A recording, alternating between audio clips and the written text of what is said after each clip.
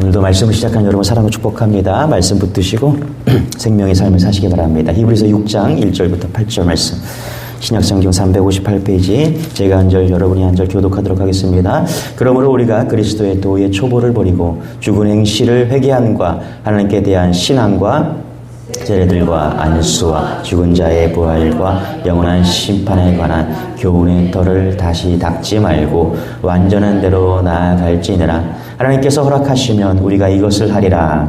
한번 빛을 받고 하늘의 은사를 맛보고 성령의 참여한 바 되고 하나님의 선한 말씀과 내세의 능력을 맛보고도 타락한 자들은 다시 새롭게 하여 회개하게 할 수 없나니 이는 그들이 하나님의 아들을 다시 십자가에 못 박아 드러내놓고 욕되게 하니라. 땅이 그 위에 자주 내리는 비를 흡수하여 밭 가는 자들이 쓰기에 합당한 채소를 내면 하나님께 복을 받고 같이 시작.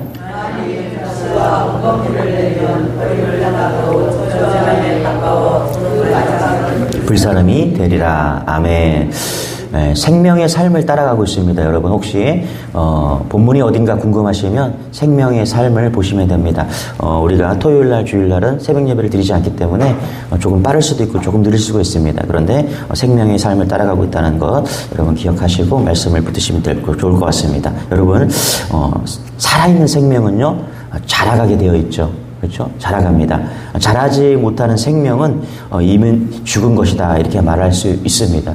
살아있음에도 불구하고 자라지 못한다면 뭔가 크게 잘못된 것일 겁니다. 병든 것이죠. 3살짜리는 3살짜리만큼 커야 돼요. 30살 청년은 30살 청년의 만큼 생각과 마음이 커져야 됩니다.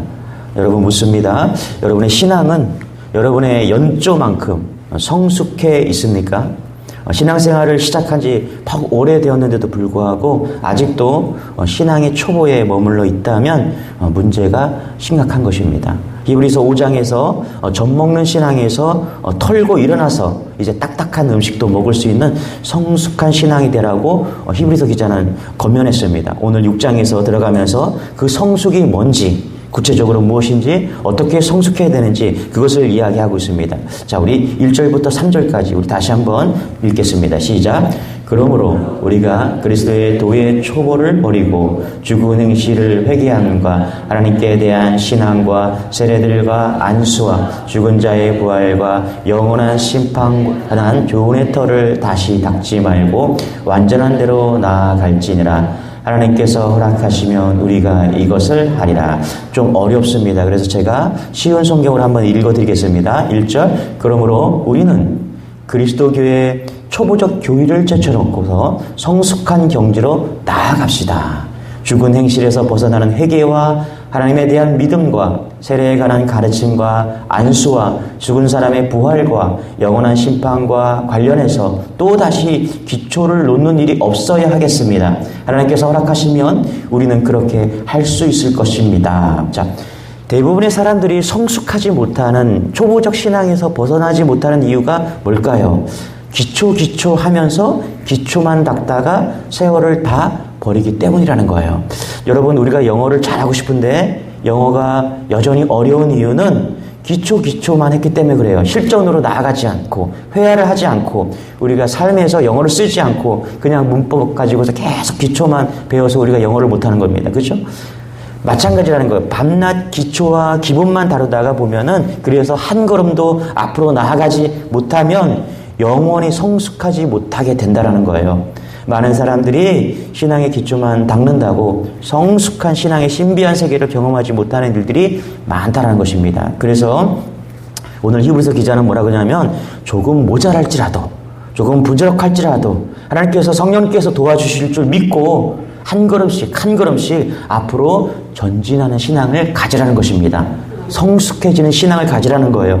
여러분 50된 사람이 마냥 밥을 먹으러 갔는데 밥을 먹지 않고 성인이 젖병을 빨고 있다면 여러분 얼마나 징그럽겠습니까? 여러분 날마다 자라가시기 바랍니다. 할렐루야. 그래서 2절에 뭐라 그러냐면 이렇게 말해요. 교훈의 털을 다시 닦지 말고, 그렇죠? 2절에 보니까 그렇죠? 교훈의 털을 다시 닦지 말고, 그렇죠? 뭐예요? 교훈의 터가 뭡니까? 성령 세례를 받으셨습니까? 죽은 자의 부활을 믿습니까? 영원한 심판을 믿습니까? 이러한 교훈의 터, 이런 걸 말하죠. 그렇죠? 이런 교훈의 터에 더 이상 의문과 부정함을 품지 말고, 그렇죠? 우리가 믿잖아요. 그렇죠? 이제 그냥 믿는 것을 아멘으로 받고, 그렇죠? 그 기초에 다시 의문점을 갖지 말고, 그렇죠? 터를 다시 막 닫지 말고 이제 자라가라는 거예요. 신령한 예수 그리스도를 믿고, 그죠? 성장하라는 거예요. 봉사하고 전도하고 이웃을 섬기는 그런 좋은 계절이 가을이 되었잖아요. 그렇죠? 안 된다, 못하겠다, 힘들다, 연약하다 이렇게 생각하지 말고 믿음으로 기도하라는 거예요. 믿음으로 전도하라는 거예요. 믿음으로 축복하라는 거예요. 여러분, 우리가 하나님께서 3절에 보니까 이렇게 말해요. 하나님께서 허락하시면, 그렇죠? 우리는 그렇게 다 할 수 있을 것이다. 할렐루야.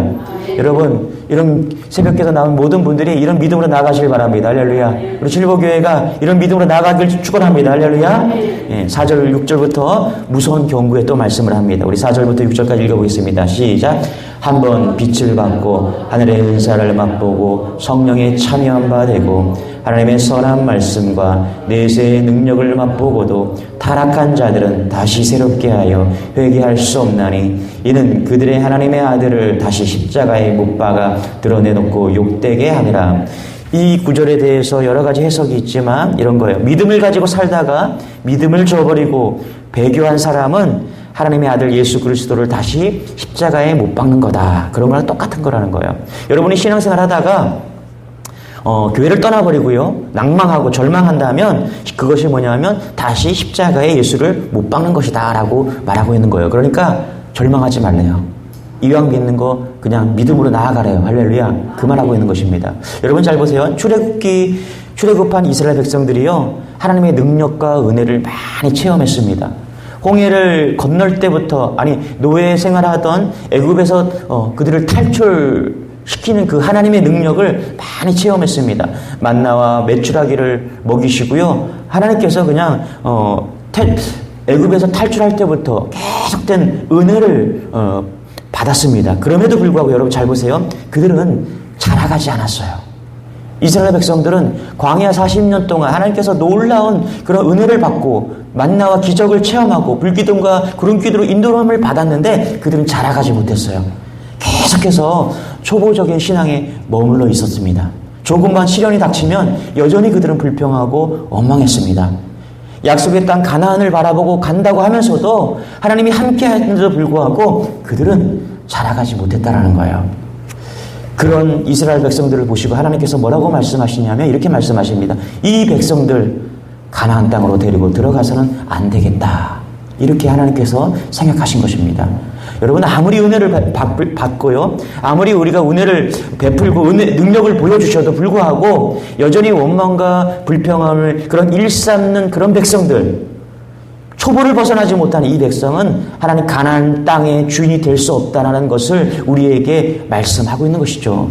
여러분, 이스라엘 백성들은 자라가지 못했습니다. 성장하지 못했습니다. 40년 동안 광야 속에서 고난 속에서도 하나님이 보여주신 그 능력을 보면서도 자라가지 못했습니다. 우리에게 교훈합니다. 우리가 자라가야 됩니다. 할렐루야. 지금 우리의 모습은 어떻습니까? 하나님께서 베풀어진 은혜 얼마나 값지게 간직하고 계십니까? 우리가 하나님의 은혜를 마음속 깊은 곳에 간직하고 살아간다면 우리는 신앙의 초보에서 벗어나서 아주 성숙한 신앙으로 오늘도 자라갈 수 있다는 것입니다. 이런 은혜가 우리 안에 있기를 소망합니다. 할렐루야. 그러면 우리가 자라가고 성숙한 신앙은 무엇일까요? 초보 신앙에 시련과 핍박이 오면은 불평하고 원망하는 신앙이었다면은 우리 성숙한 신앙의 열매는 어떤 것일까요? 7절, 8절에 있습니다. 우리 같이 한번 읽어볼게요. 시작.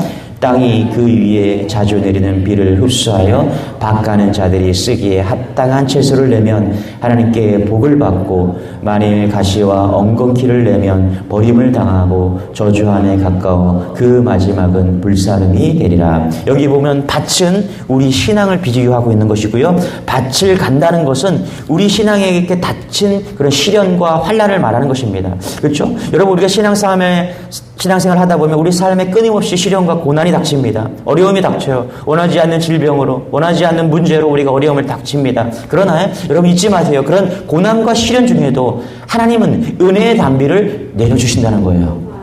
7절 말씀을 보세요. 땅이 그 위에 자주 내리는 비를 흡수하여 밭가는 자들의 쓰기에 합당한 채소를 내면 하나님께서 복을 받고 할렐루야. 예. 제가 어제 설교를 준비하면서 좀 힘들었습니다. 왜냐하면 지금 히브리서 상황들이 이 성도들의 상황이 몸에 와닿지 않았어요. 그래서 설교가 정말 준비하는 게 어려웠습니다. 그래서 히브리서 11장에 가보니까 이 히브리서 성도들이 당한 삶의 어떤 모습인가를 보여주더라고요. 이렇게 말해요. 예수 믿는 것 때문에 신앙을 포기하지 않았대요. 예수님 믿는 것 때문에 막 채찍질을 당하고 감옥에 갇히기도 하고 죽음의 그런 상황이 온 거예요. 절망이 온 거예요. 돌에 맞아 죽기도 하고 톱에 잘려 죽기도 하고 칼에 살해를 당하기도 한 거예요. 그럼에도 불구하고 그들은 자라갔다라는 거예요. 할렐루야.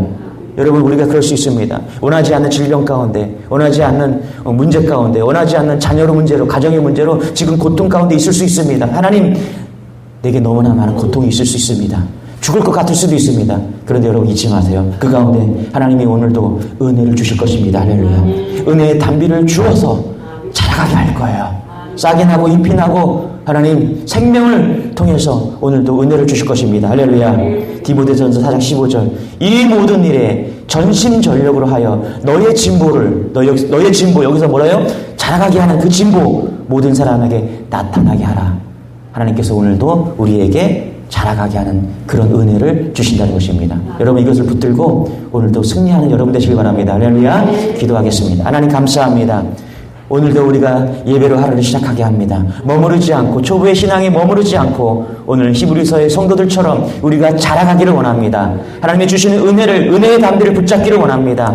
하나님 고통과 어려운 만남 하나님 특별히 원하지 않는 질병 가운데 있는 성도 하나님께서 일어나게 하여 주시고 문제 만난 성도 일어나게 하여 주셔서 오늘도 놀랍게 신앙으로 승리하는 하루가 될 수 있도록 은혜를 더하여 주옵소서. 감사드리며 예수님의 이름으로 기도드리옵나이다. 아멘. 우리 말씀 붙드시고요. 오늘도 승리하게 해달라고 주여 한번 외치고 기도하겠습니다. 주여.